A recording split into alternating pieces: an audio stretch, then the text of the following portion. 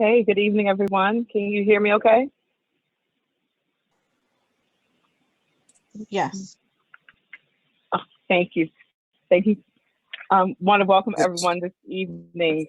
Have a lot of wind in my neighborhood, so I'm both on my cell phone and computer just in case the internet goes out. Um, Thank you all for joining us. It seems like we have a good crowd of folks.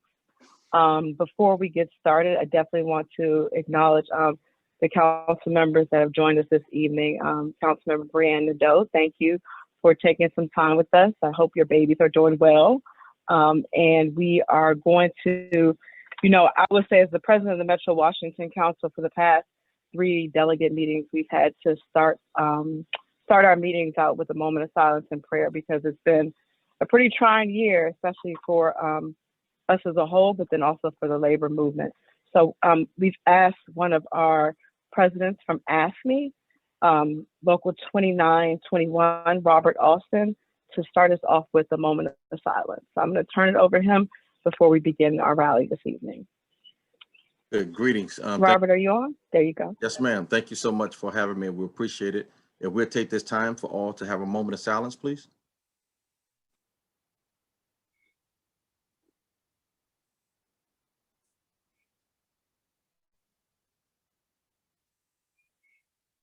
Thank you all so much. We took that moment of silence to remember all of the people that was affected during this pandemic, especially with the loss of our executive director of AFSCME, Andrew Washington, through this year in this pandemic. We just wanted to take a moment to just a moment of silence to just reflect all of those who have been affected, infected, and who have suffered loss during this pandemic. Let us pray. Dear God, we come tonight to thank you, God. We thank you for this virtual rally, God, for the DC Essential Worker Bill of Rights. God, we even pray that even in the midst of this pandemic, you have been faithful, you have been just, you have been kind, even though we have lost some friends, some members, some brothers, some sisters, some family members, you have still been gracious to us. And we thank you for what you have done and what you have been doing. We thank you for this great event tonight that we will come now asking your blessings to do exceedingly abundantly above all we can ask or think, because we know we depend on the power that works in us. We pray now that you will allow this bill to pass. You will touch the heart of the mayor and the city council for approval, God. We thank you for the members, the employees who have been the frontline workers day in and day out, even in the midst of a pandemic, who have been overlooked. We thank you for the organizers who have decided to put this into place, that we will be recognized and we will be giving what's just due to us in this Essential Workers Bill of Rights. We thank you now even for the frontline members that you have been there day in and day out without complaining, without murmuring, without fair due, without just cause, but you have been faithful. We pray now that you bless this rally tonight, that everything we do will bring you glory, will bring you honor, will give your name all of the praise. We thank you for protecting us. Thank you for keeping us. Even though we have seen some people fall beside us, you have still decided to keep us here for a time like this. Give us the strength to fight and to win. We thank you for all that you're doing. It's in your name we pray. Let everybody say amen. Amen. Amen. Thank you, Robert. I think that we all know this has been a very trying and difficult year for us, more than a year.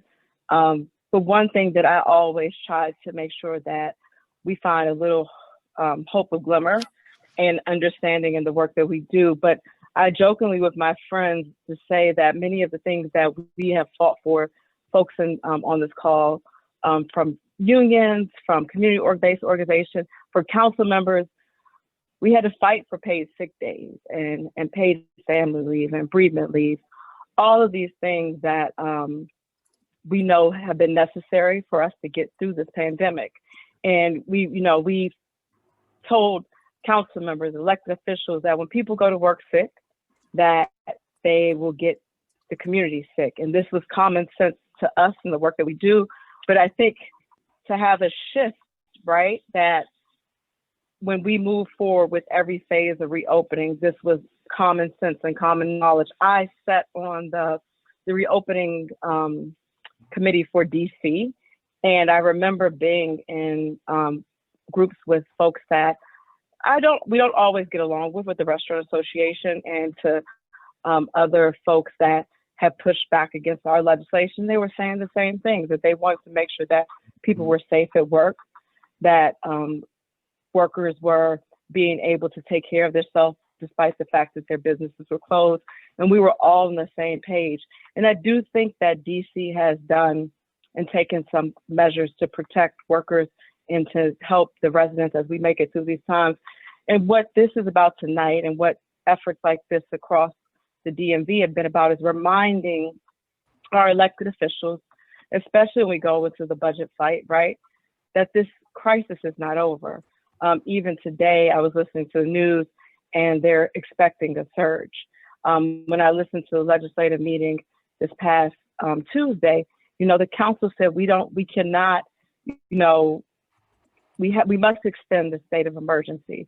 So we know that we're not out of it. We also know that industries are going to take a while to bounce back. And even if there's, and once, a moratorium is removed, that doesn't mean people are going to be able to pay their bills, especially if they're not back to work. So this effort tonight is to remind us and our city officials as we move forward through, making negotiations around our budget and funding our priorities, that we still have a long way to go. And also to prepare us that if we ever face anything like this again, we know what to do. We're not trying to figure it out. I'm proud now to be the president of the Metro Washington Council. Used to work for UFCW and used to work with DC Jobs with Justice, and I'm the chair of DC Jobs with Justice. But we know that anytime that we're engaging any fight like this, it's not just about labor, it's not just about community, but it's about all of us together. So with that being said, we're going to hear workers' experience tonight, both non-union and union, and we are going to ask that our city and the mayor make sure that when we negotiate this budget, that we don't balance it on the backs of essential workers that have been working throughout this pandemic to make sure that we have the bare needs to take care of our families, the grocery store worker, the nurses, the teachers that have been working remotely. So we want to make sure that as we move forward in this budget cycle, that the mayor understands that we must continue to protect essential workers as we've done over the past year. With that being said, I'm proud to turn it over to the Executive Director, Robert Hollingsworth with AFSCME District Council 20, also my Vice President of the Metro Washington Council, also an inspiration to me in the work that I do. So, Robert, I'm turning it over to you. Thank you, Deanna, and good evening, everyone. It's my pleasure to be here with you, and I am honored to be here and to address you this evening, and so happy that you're here, able to be here with us this evening. As Deanna has said, Ms. Frost has said, I'm the Executive Director of AFSCME District Council 20 in Washington, D.C. We have a membership of more than 8,000 members in the District of Columbia. The workers in D.C. are the lifeblood of the District of Columbia. Business, tourism, attractions, institutions, museums, and entertainment venues and housing are the heart of what makes the District of Columbia the Mecca that it is. However, every great city has dedicated citizens whose diligence and commitment contribute to its status. Our essential workers are critical to the complete reopening of the district. Again, they are the city's lifeblood. They provide childcare, healthcare services, home healthcare, food services, medical services, public safety, education, family services, and sanitation services in this, the capital of democracy in the free world. As the district reopens, there is legitimate concern for the well-being of all of these folks, everyone, all workers who make DC happen. We've made substantial progress in the fight against COVID-19, but the battle is not over. Our workers need protections that are guaranteed through strong legislation that says you are important and you have value. The DC Worker Bill of Rights would guarantee long overdue hazard pay and safety protections for district essential workers in both public and private sectors.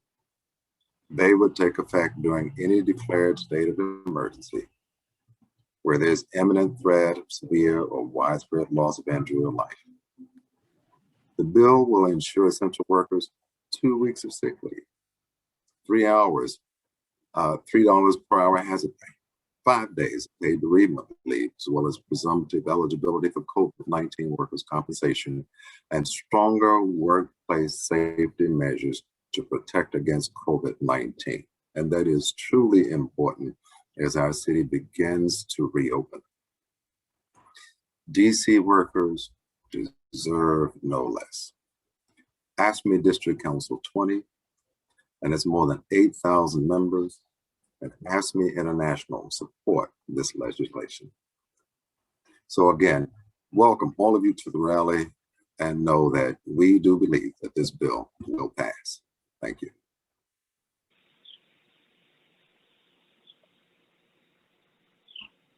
Thank you, Robert.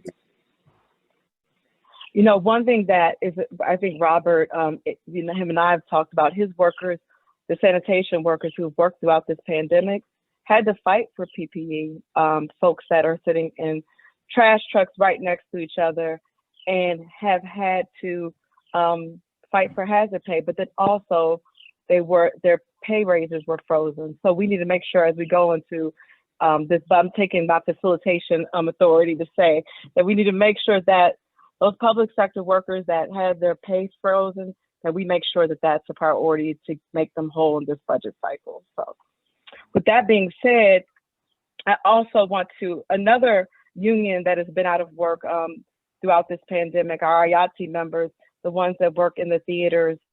But we thank Douglas Rosenthal, who had found time this evening to bring us some music, a music selection. So we're going to turn it over to him.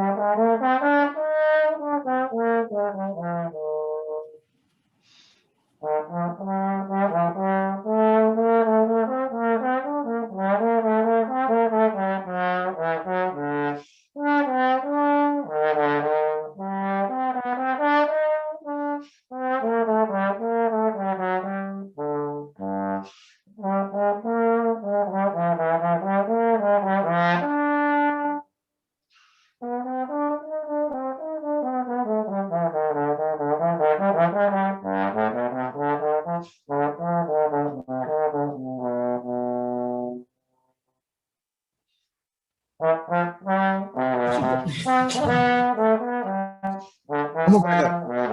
I said I had to make sure I was secure on this meeting.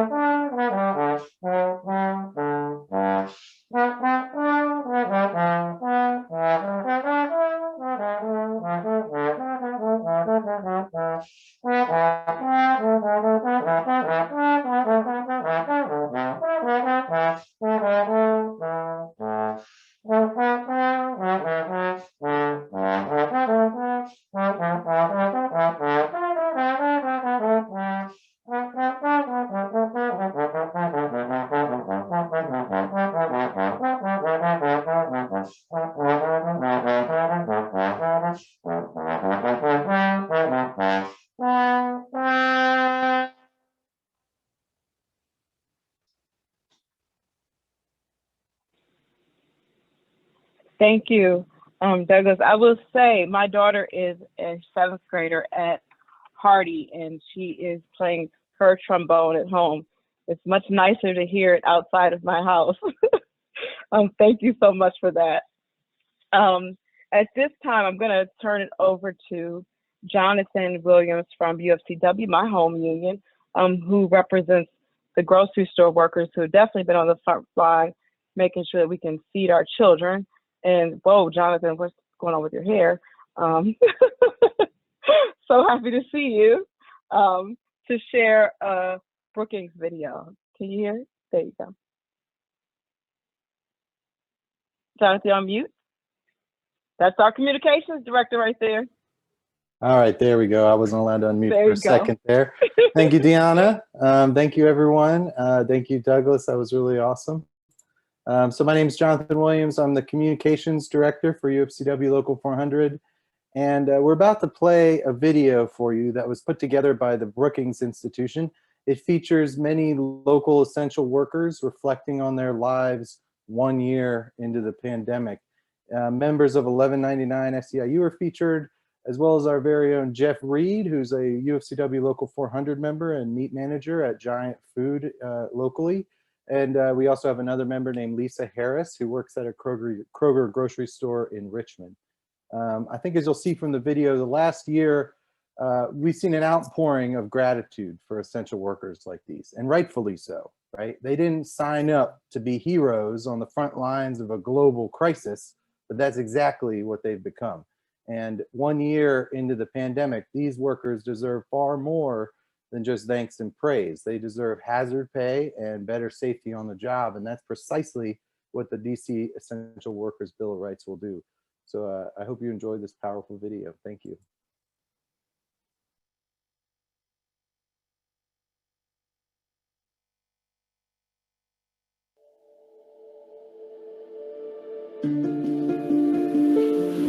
I am currently the #2 person in the meat department, and I've been in that capacity for the last 12 years. I started when I was 19 at my local Kroger. My mother's always told us to make sure we take care of our community. I've been there for 44 years. I'm a single mother of 6, a grandmother of 5, and I have been working in housekeeping for over 16 years.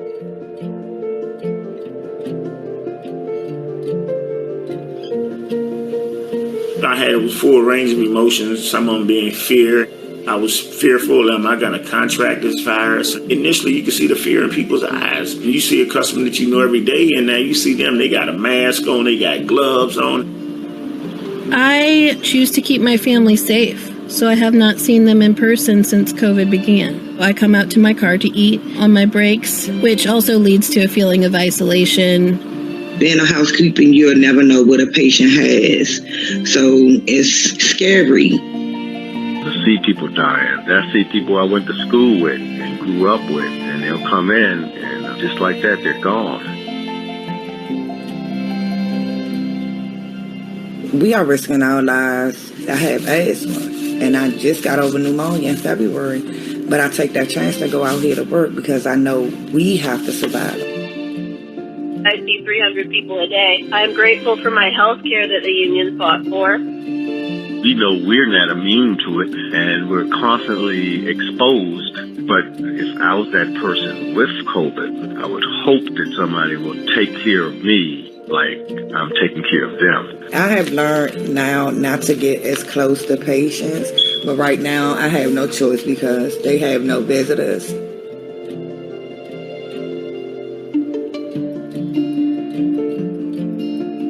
Mostly grocery workers, such as myself. A vast majority of them are black and brown, and those are the people that are really being affected by this coronavirus. Everything is expensive here. Sometimes you take home pay won't take you home, you know what I mean? Watching my associates have to deal with people at the door act in a hostile manner when being asked to put on a mask for less than $15 an hour. So these are people who work very, very, very hard and get very, very, very little. We no longer get hazardous pay, and this hazard is still out here, and so you feel like a slap in the face. There are people who are working here that are checking out people's food who are buying their own food with food stamps. The techs and the EDS workers and the respiratory therapists, their job is just as important as any doctor or any nurse, but you're not getting the respect and the compensations that you should.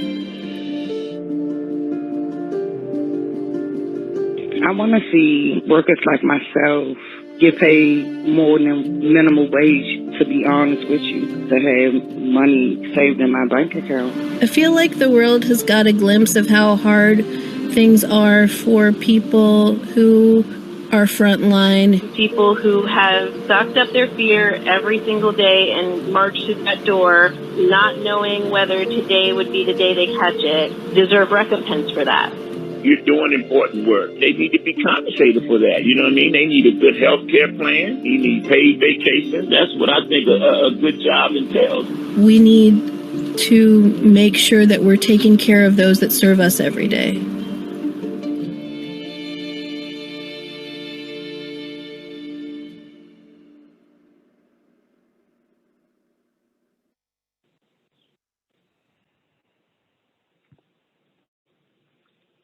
Thank you for that powerful video from UFCW and highlighting Wilford Brookins Institute, highlighting many of the workers that have been working on the front line, and to remind you that we had to make sure that they were included in essential workers because many of them did not get the same support initially if it wasn't for us advocating to make sure they were included in the essential workers to get hazard pay, to get access to childcare.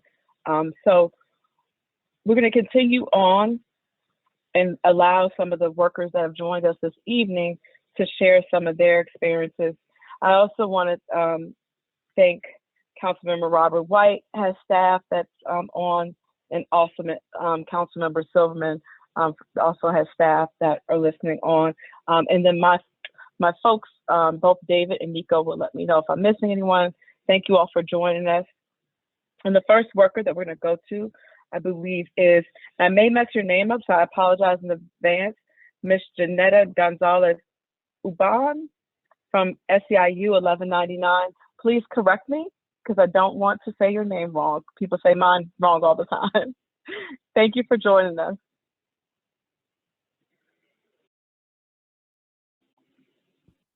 Oh, there it is. Sorry. It's Jasonet. Hello? Yes. Good evening, everyone. Yes. My name, you can hear me? Yep, go for Great.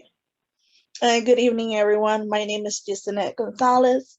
I am a health worker at Wilma Walker, referral coordinator. Let's see. Just bear with me. The COVID-19 pandemic has been very challenging for me, my coworkers, and family. We need the DC Essential Worker Bills of Rights to help frontline workers like me. And I'll tell you more about my story. So the COVID-19 pandemic impacted my work in many different ways.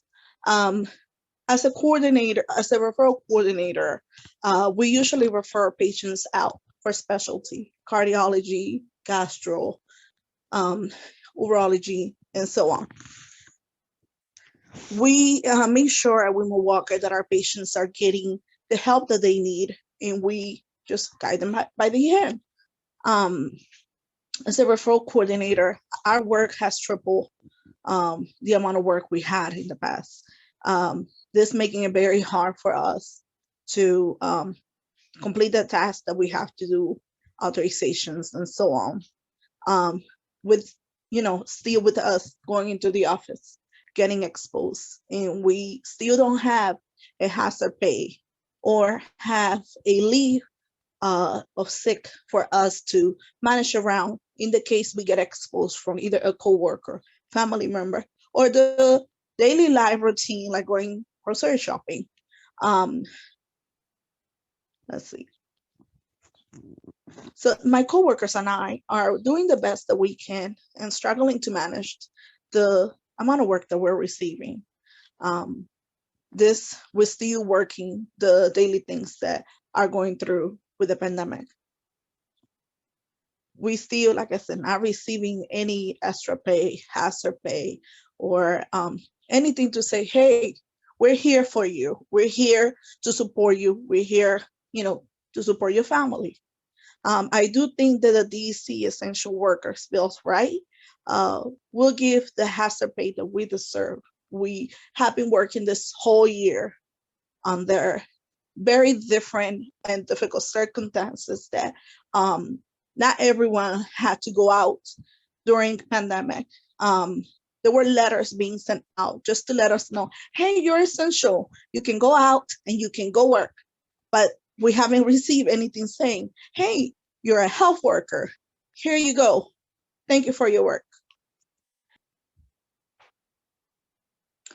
So I'm gonna be honest and say that the way that I feel in regards to this situation with us not getting any hazard pay, no recommendation or anything, is frustrated.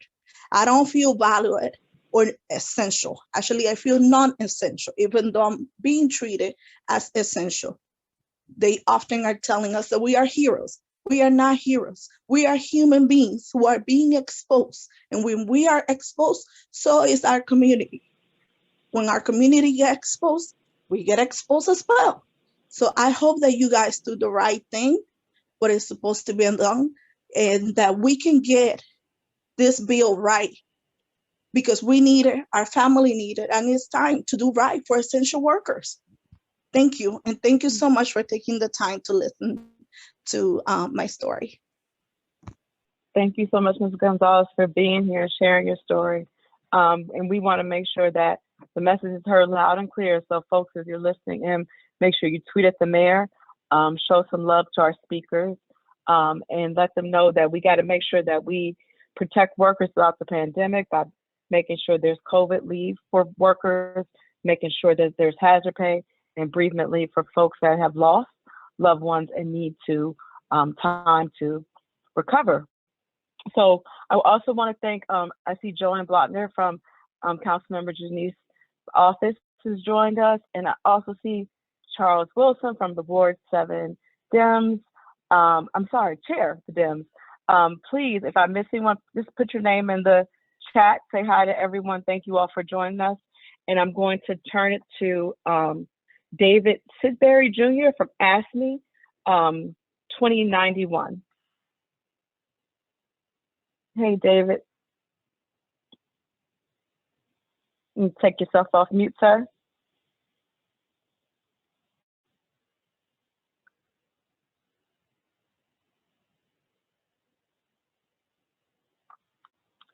Do we need to unmute him as the host? Okay, can you hear me now? Yep, there you go. Thank you.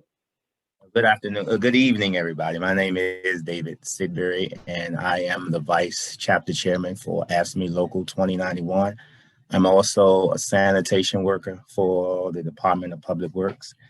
And I just want to speak a little bit on the hazard pay.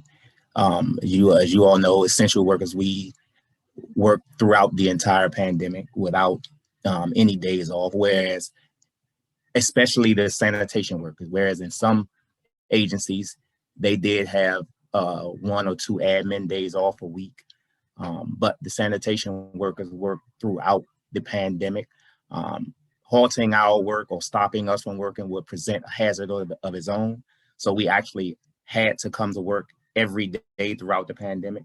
And we had some workers who lost the income of their spouses, so they took the burden of having a 2-income family to just providing for their family on 1 income. So that presented a tremendous hardship to them, and that caused tremendous stress to them. But they still came to work every day. Not only did they come to work every day, I was on a Zoom meeting. I was on a Zoom meeting with the director of the Department of Public Works, and she informed us that we had a 99.8% completion rate. So despite the stress that comes along with knowing that we put ourselves in a position where we can possibly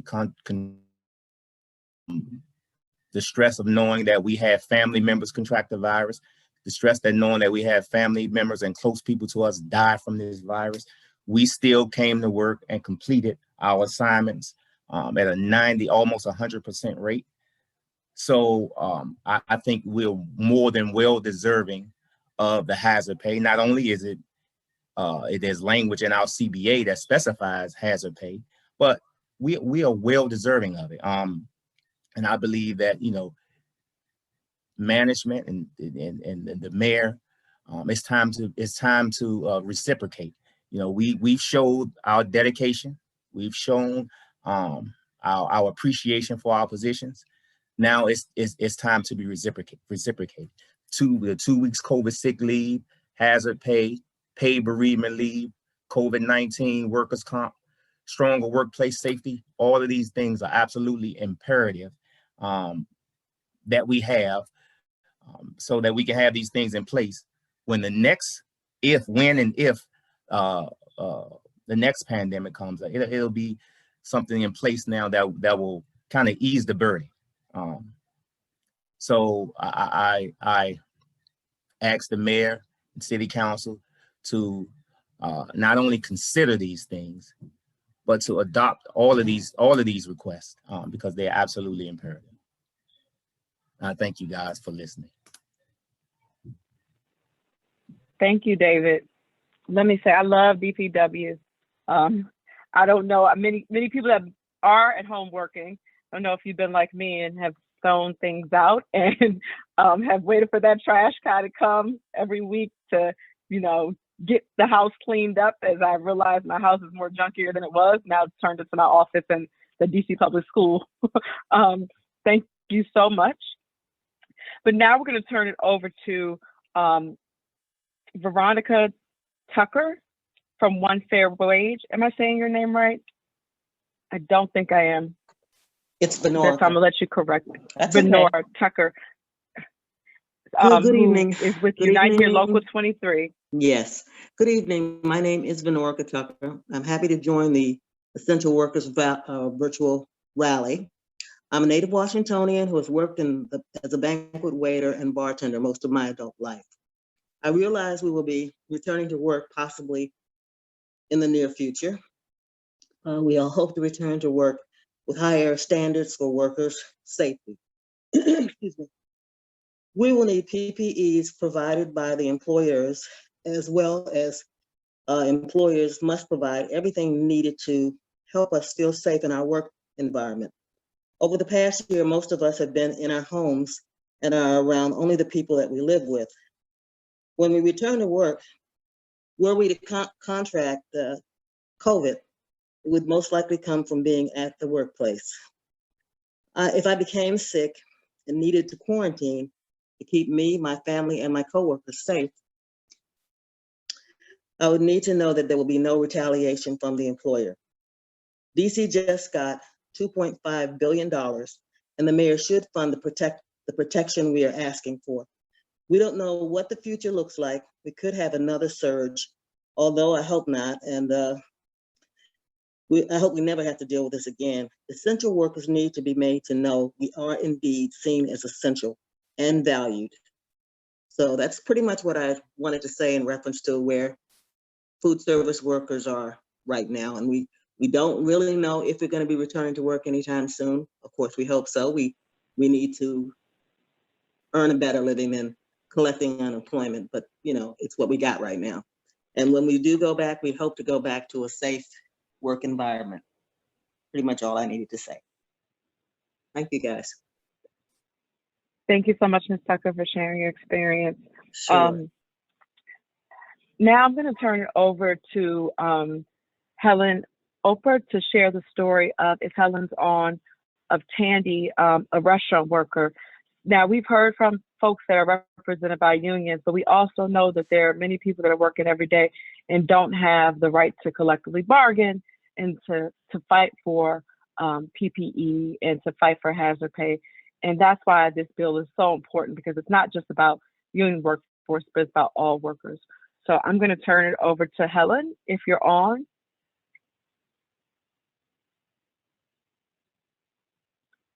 If Helen is not on, is there someone that can share Tandy's experience? Hey, Helen. Hello. Hi, everybody. How are you? Hey, thank you for joining us. Yes, of course. Thank you for having me. So like she said, I am sharing the story today of my partner, Tandy Webukala. He is currently at work. This is his first day back after being sick. But myself, I work for the Restaurant Opportunity Center of DC, which is a nonprofit that aids restaurant workers. So this is Tandy's story. Hello, my name is Tandy Webukala, but you can call me Tandy. I've worked in the hospitality industry for nearly 11 years, and I've worked for most positions available both in front of house and in back of house, including being a bar manager from upstate New York to Arlington to now Washington, DC.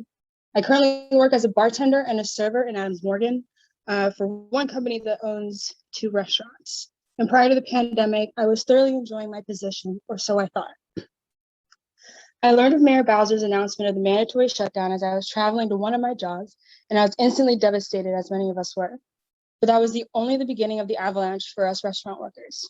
As most restaurants work, and unfortunately, similar to their employees, they operate in the red, and therefore there were massive issues in paying employees. Fortunately, my company was able to sell assets and pay their employees 2 weeks later. Many of my colleagues weren't so lucky. Employees that lived on tips were all of a sudden paid late or had difficulties getting paid from their employers who were rushing to pay bills themselves. This is why we had unemployment, right? With the major influx of unemployment office, with a system that could be described as anarchic, didn't receive benefits for months. I didn't receive benefits for nearly 2 months, which during that time coincided with being forced to move out with my partner because our roommates had financial struggles. Finding a place to move in the middle of the pandemic while being unemployed and neither of you earning unemployment was rather difficult. So by the time in late August came around, I agreed against my better nature to go back to my position with a limited schedule to limit any unnecessary COVID exposure for me and my partner at home. However, I know that there were countless others in my position that may or may not have been as lucky as me. I made the very difficult decision to go back to work, and ever since, reacclimating has been a Herculean task, particularly because of the few of us who returned to the company had to take on double or triple the responsibility and tasks than before the shutdown to compensate for the lack of staff. Companies are able to justify this to their staff under the guise of, we're a family. We take care of each other. We're doing you a favor. First of all, I didn't immediately return to the same restaurant I worked before the pandemic. Because of my experience, the company decided to move into their sister restaurant in hopes that I'd help build it up to have the same positive reputation. With the company relying on me, I soon realized my request for limited hours would be temporary, and the responsibilities placed on me would require me to work long hours. Second, we struggled to adapt to the ever-changing government-mandated safety protocols, inconsistent supply and reuse of PPE, as well as dealing with misinformed guests, most of whom insisted on not following guidelines. At the same time, tips suffered immensely, decreasing by an average of 15%. due to the minimization of capacity and an uncomfortable dining experience. Thus, the guests were less inclined to tip. Also, as mandates were being put in place and changed as employees were only finding out as we arrived for our shifts, thus resulting in a slapdash service because we lacked the time and the materials needed to meet the standards of each mandate. I soon realized that many restaurants were cutting corners in order to save costs, which most of the time is at the cost of the most vital money-making employees. I all of a sudden found myself working multiple positions at both restaurants in which my company owns, tripling my workload, but all at the same time, making much less than before the pandemic. With a compromised immunity system, I trudged through working nearly every shift, every week, getting sick a couple of times and having to take days off, or recently a week off. Am I expecting my paid sick time off? No, I'm not. And truthfully, I'll be working with Rock in order to help me formulate this conversation with my job because I've always been too afraid to, along the lines of many other people. It is my belief that the majority of industry workers have the wrong impression of what is expected of them versus what is expected of the employer due to the lack of knowledge of all the rights and new labor laws. This has resulted in the creation of a culture and environment where a company, where individuals are overworked, overburdened, and underpaid, all for the assured success of the company. Therefore, no one will be able to keep their jobs. When compared to various other domains of work, restaurant hospitality industry is the only one in which employer isn't directly responsible for paying their employee. This industry is also not entirely responsible for educating their employers on the various opportunities, paid time off, and rights and expectations, workers' comp or paid sick time, owed to them just by being an employee. At most, employers are required to even post a large poster of the employee's rights with the font being super tiny, where they're supposed to have access to it. But while new mandates and laws like that one I just mentioned have rolled out to help prevent the issues like these, I've seen myself and my colleagues work in places where the employers have not put up that poster of the employer's rights and don't intend to, and might even go as so far as to lie or de-incentivize their employees for signing up for insurance through the company. We work hard, we are professionals. We should be treated on some higher level of professionalism from our guests, employers, local and national governments. $2.13 an hour should be a joke for national server average, and it's ridiculous that it hasn't been a relevant change. Employers should be called out for exploiting an already exploited system. We should start informing industry workers, teach them to ask questions, and use the verbiage I recently learned in order to confront their employees. I am personally learning more and every day about the system in which I thought I was taking advantage, only to learn that it's been taking advantage of me the whole time. I know that I don't have the knowledge yet to make a huge impact, but I know that I can be a part of something bigger than myself and make the change necessary. Thank you. Thank you so much, Helen. So thank you all for joining us for an hour on this beautiful spring windy evening.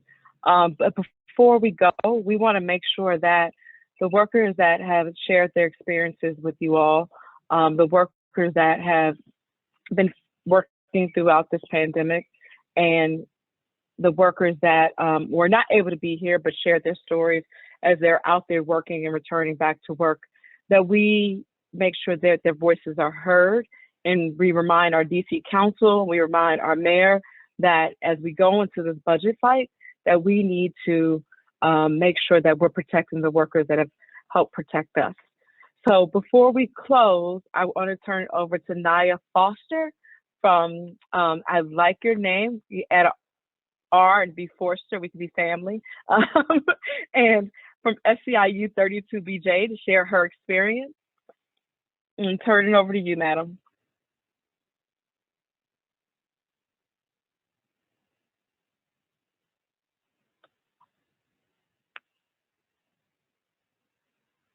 I think you're off mute. Try to speak. Hello, hi, how is everyone? There you go. This evening? My name is Naya Foster. I'm with Local 32, SEIU Local 32 BJ, and I'm a security worker. I'm a security officer. We have worked tirelessly through this pandemic since it started. Some of my coworkers have have been displaced out of work due to the pandemic, and some of my coworkers have passed on due to COVID. We all are frontline workers. We are the first people that you see when you go into the grocery stores, the first ones that you see when you go into the hotels, when you go into the office buildings. We are on the front lines. We meet the guests and we meet the customers as soon as they get in there. So letting people know that we are also on the front lines dealing with COVID and being exposed to COVID without any guarantee of being able to have that moment to breathe. We have to decontaminate before we go home, before we can touch our children.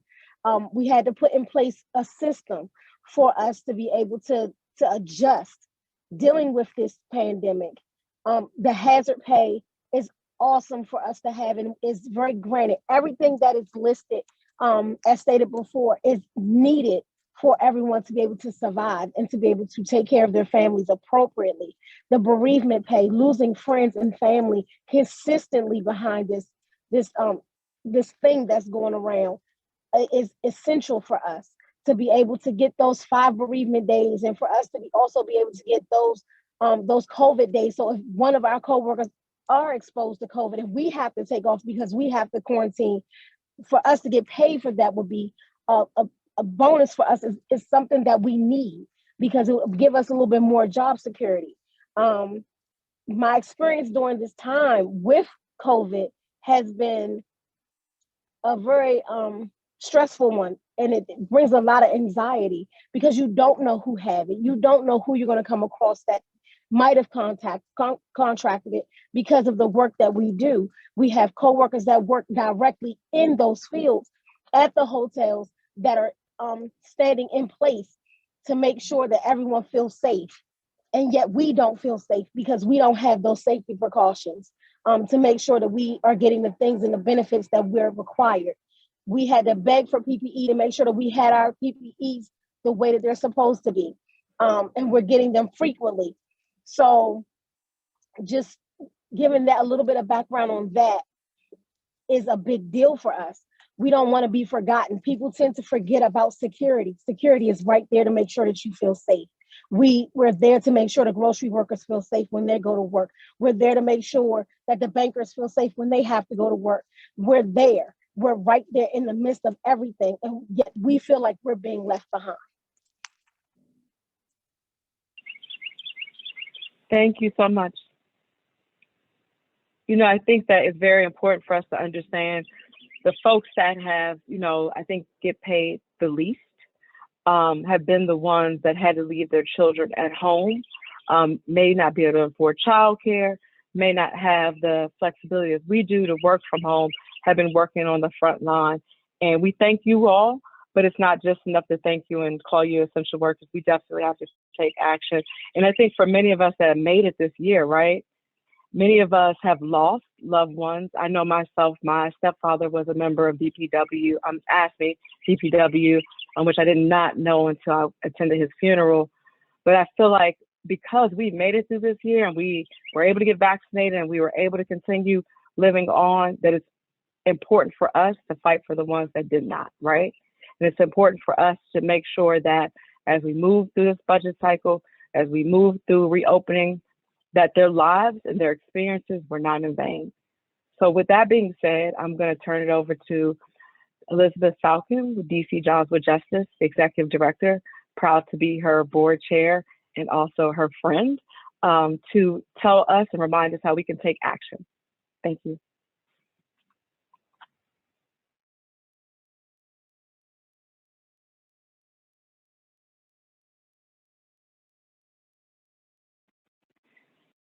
We are so good at being on virtual meetings all day long, but we get on these town halls, we forget to come off mute.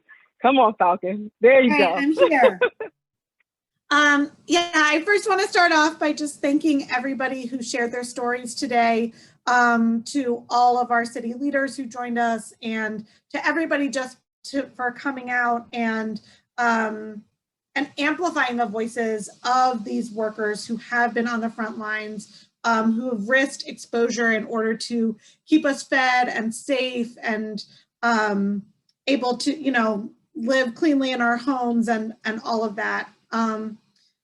We need to take this empathy and sympathy that we've seen around the country for the work that essential workers are doing and turn it into policy.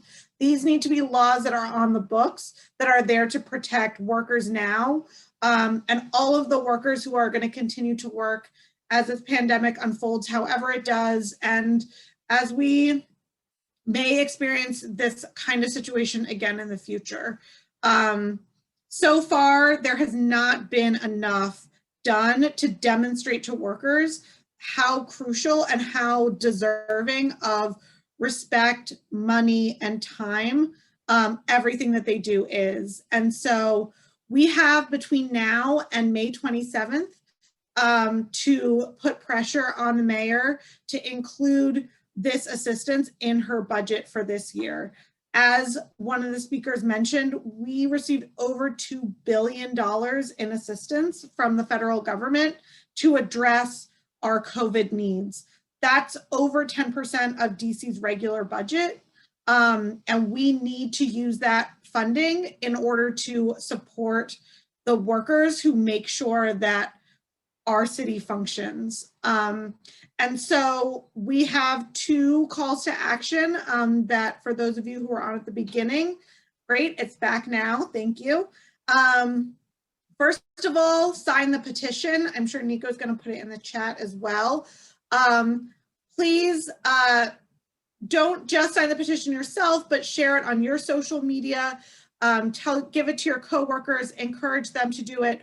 We need to show that hundreds of people across DC are here standing together as essential workers themselves and also with their fellow workers across the city. And then, like I said, we really, right now, we're on a ticking clock with the mayor. She has the ability to act. If she puts funding in for these programs in her budget, we are well on our way for winning this and making it real for everybody. So please engage the mayor directly on Twitter. And you see we have some sample tweets, but also feel free to tell your story, to post a picture of yourself, of your workplace, and just make sure to tweet at Mayor Bowser and say, this is why I need bereavement leave or hazard pay or extended sick leave or better PPE. So we're going to continue this fight. There's going to be a lot more activity in the weeks and months to come. And I appreciate everybody joining today. And I'm looking forward to being in this fight with you for as long as it takes.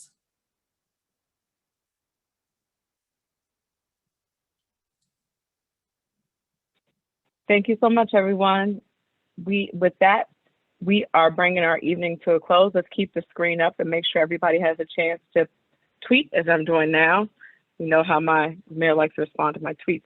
So I'm tweeting right now at the mayor, and I hope you'll join us before you log off and look forward to continuing this fight to protect essential workers with you all. Thank you.